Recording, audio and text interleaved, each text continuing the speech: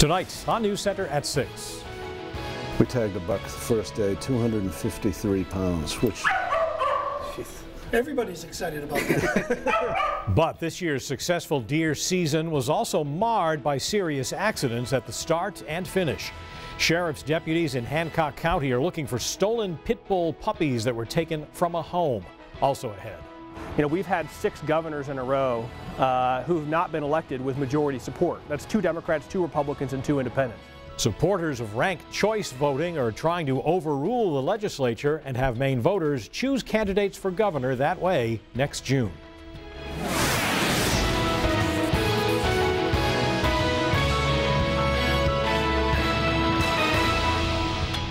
This year's successful but sometimes dangerous deer hunting season has come to a close. Good evening, I'm Pat Callahan. And I'm Cindy Williams. Deer season, more formally known as the traditional firearms season on deer, ended on Saturday. It is still being analyzed statistically, but it seems to have been a successful season, though shrouded by serious accidents on the first and last days of the season. News Center's Bill Green is here now to tell us more. Well, Pat and Cindy, with a hunter charged with manslaughter and a second waiting charges, if any, the 2017 season will go down as the most dangerous of the last 10 years. This despite what seems to have been a very successful season in terms of the number and size of deer taken. Maine's 2017 deer season was the least safe of the last decade. Since January 1st, we had 9 hunting incidents defined as anyone slightly wounded. That number is up from past years. Included in those 9 incidents is Maine's first fatality since 2012, according to statistics provided by the Department of Inland Fisheries and Wildlife. We have had a tick up in incidents this year, hunting-related incidents. What those factors are, we'll kind of summarize those, I think, come year's end to see what the contributing factors might have been, why we got those numbers. Anecdotal numbers about deer harvest indicate a good season for hunters. Tagging stations like Howell's Gun Shop in Gray keep annual records of the deer that are brought in. Howell Kopp is like most of these station owners. He says he tagged more deer. So the numbers are up. What's astonishing to me is the number of bucks and the size of the bucks. We set records in both directions this year. We tagged a buck the first day, 253 pounds, which...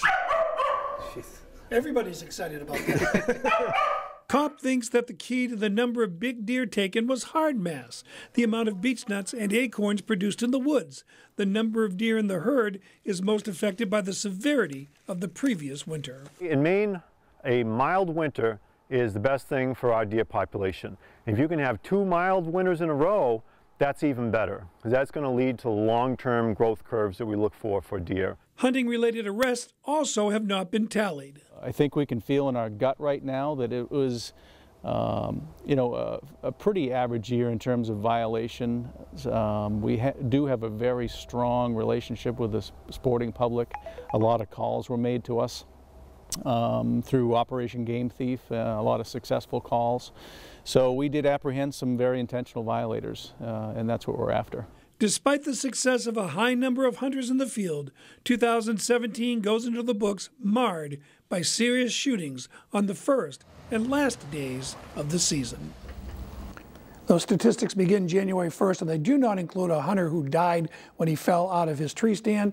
Black powder hunters and bow hunters have up to 2 more weeks, depending upon where they are. All right. Thank you, Bill. Thanks. We're still working to find out more details about sexually explicit photos allegedly sent by Oxford County Sheriff Wayne Gallant. Christina Rex went to the Oxford County Sheriff's Department today, but the sheriff wasn't there. Christina? No, Pat and Cindy, he wasn't there, but the county administrator tells me that that's a regular Monday. He does not typically work on Mondays. On everything else, though, tight lips. Now, the Portland Press-Herald reports that the sheriff told them his lawyer would be speaking to the media sometime this week. Here's what we know so far. A spokesperson for the union that represents 23 officers is calling for the sheriff to resign. Ray Cote says he received reports that Sheriff Gallant sent multiple sexually explicit photos of himself to an employee's girlfriend, and also reports that the sheriff solicited sex from at least one employee. News Center has obtained those photos. County Administrator Scott Cole confirmed that the sheriff has been under investigation since early November. We spoke with him again today, and he says he can't even tell us what the investigation is about. No, I can't get into anything specific. The county was presented with a body of information, and upon review, county officials felt that an investigation to sort out the fact and the fiction was appropriate. The sheriff has resigned as the president of the Sheriff's Association, but not as sheriff. The only person with the power to remove him from office is Governor LePage after a long and complex process. Pat and Cindy? Interesting. Thank you very much, Christina. A former town manager accused of pocketing $400 in cash is now on trial. Prosecutor Joshua Saucier told jurors that former Ogunquit town manager Tom Fortier directed 2 teens to collect money for parking at a town lot on the 4th of July. Parking at that time of day was free. Fortier is facing 2 counts, theft by unauthorized taking and official oppression in the town of Ogunquit. During opening statements, Fortier's attorney told jurors his client rubbed some people the wrong way, and during this trial, they will hear the other side of the story. The prosecutor told jurors the case is about 2 young men, their boss, and what their boss made them do. That the defendant, Thomas Fortier, put that money in his pocket, and that the defendant, Thomas Fortier, never turned that money. As with everything in life, there are 2 sides to the story. And you've taken an oath not to prematurely judge this case. My client, Thomas Fortier, is cloaked in the presumption of innocence. Now, as part of a deal reached with town officials, Fortier resigned as town manager in February, provided that he continued to be paid until the end of June. His trial is expected to last through the week. Well, still to come, protesters demand Senator Susan Collins vote no on the Senate's tax reform plan on the same day the head of the Small Business Administration visits Maine. And later. To get to this point, it's special, and that tells you the strength of our community, how supported it is. How a coach is thanking his community for helping him win a national award when News Center continues. Pressure is mounting on Senator Susan Collins to announce whether she will support the Senate's tax reform plan. She is one of the few Republican holdouts who could block the bill from passing and keeping the Trump administration from getting its first major legislative victory. Collins says she's concerned about a provision in the bill that would repeal Obamacare's individual mandate. She's also worried about the tax cut for top income earners and how this bill could harm low-income Mainers. Demonstrators gathered outside her office in Portland this morning to ask her to vote against the bill. But just down the street, the head of the Small Business Administration was touting the GOP tax plan at a roundtable with local entrepreneurs. She says it will spur economic growth that will help everyone. The issue of taxes is something that every one of the small businesses that I talk to, they respond that tax savings would be used to invest back in their businesses. Corporate tax cuts aren't going to spur the type of economic growth that are going to do anything meaningful. Republicans could call a vote in the Senate sometime this week. A former Bonnie Eagle High School student is getting national attention for helping to save a baby's life. Ben Crocker is a South Carolina Highway Patrol officer. He recently had a woman pull up to him on the side of the road saying that her baby needed help. So Trooper Crocker jumped into action. And I took the baby and laid him flat on the back seat of the car. I checked his airway, made sure there was nothing blocking his airway. And I watched his chest slowly rise and fall.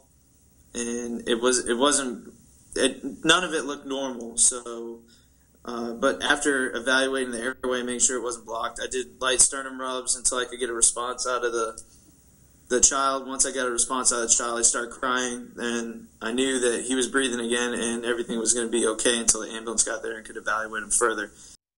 Nice job. Now, Trooper Crocker has not been reunited with the baby or the family since the incident, but he says he was told by staff at the local hospital that the baby is doing very well.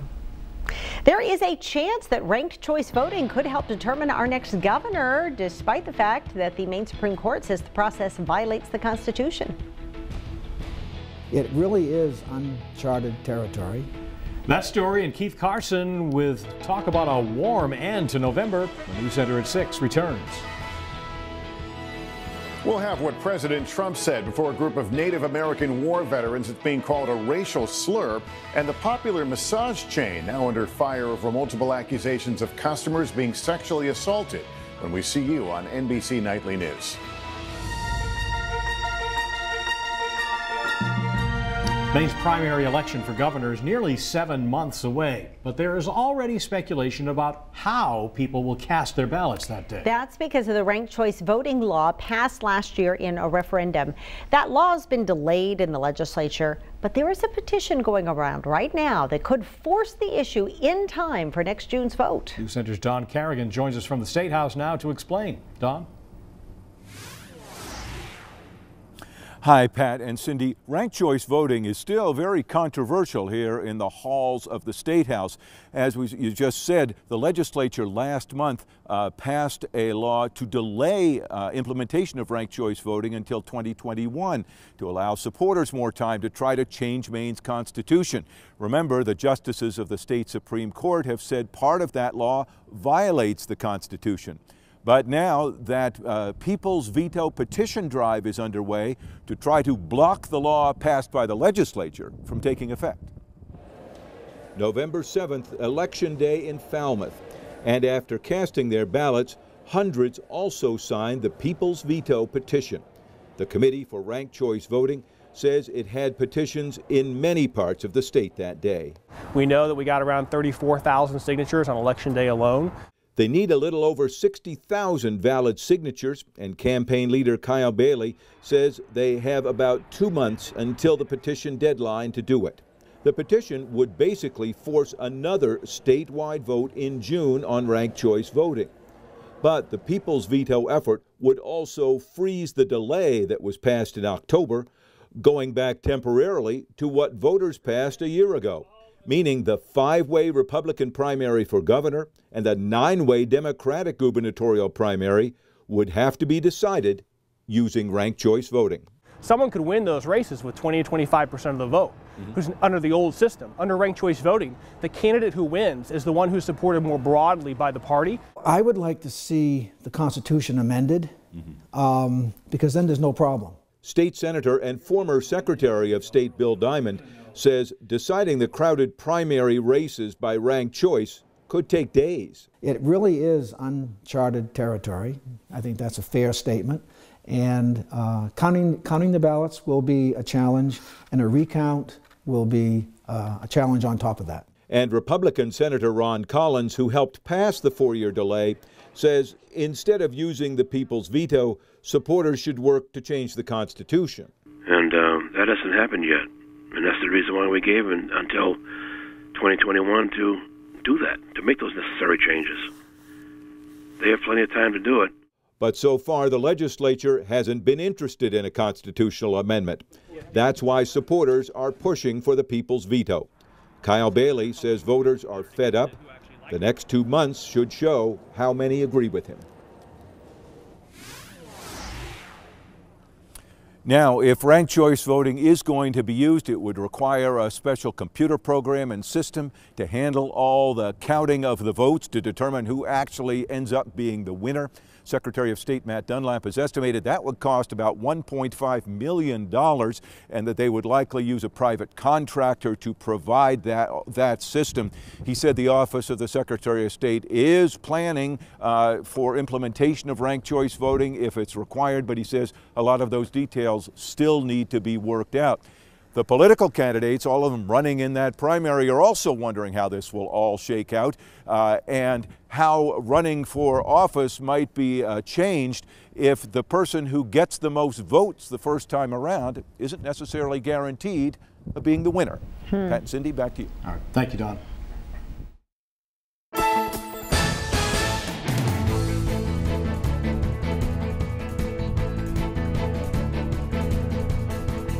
And 81 degrees in Denver today. We can't have that. My second choice would be, no, we're doing ranked choice weather.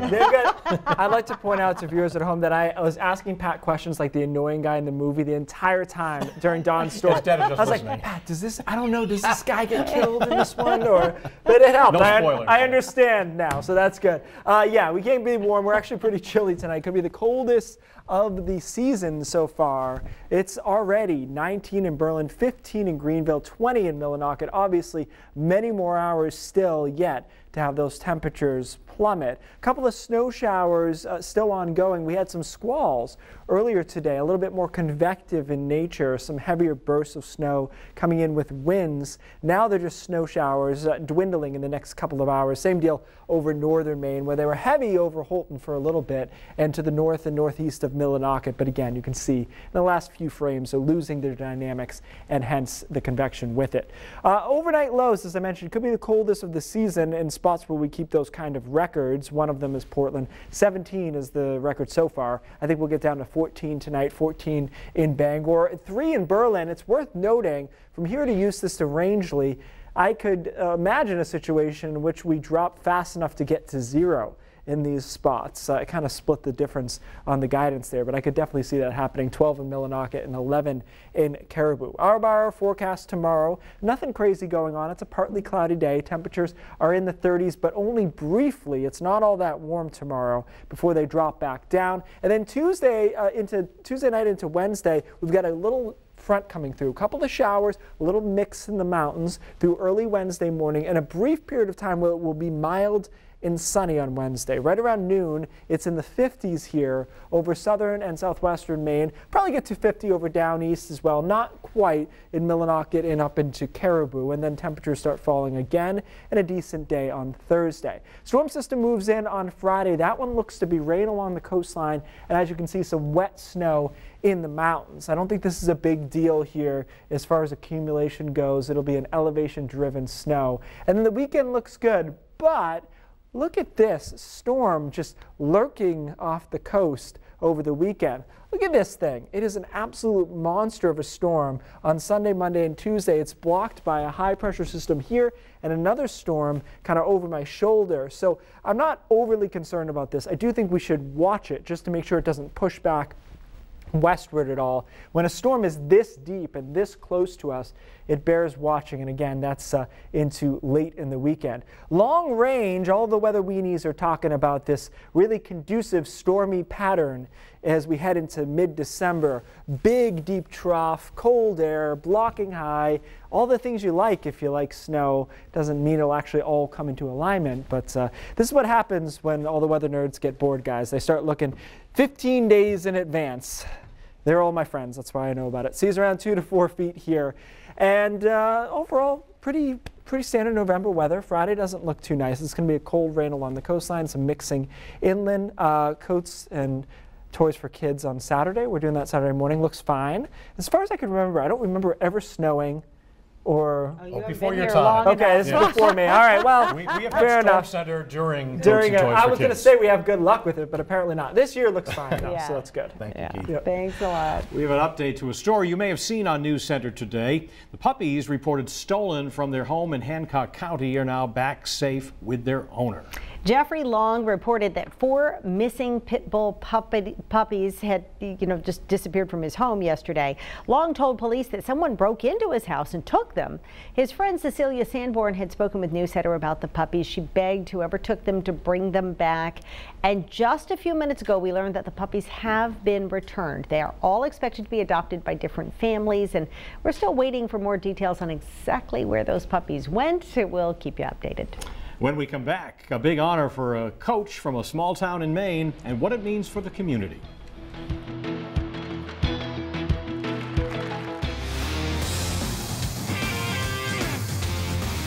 Fewer than 5,000 people live in Dover-Foxcroft, but together they put their town in the national spotlight.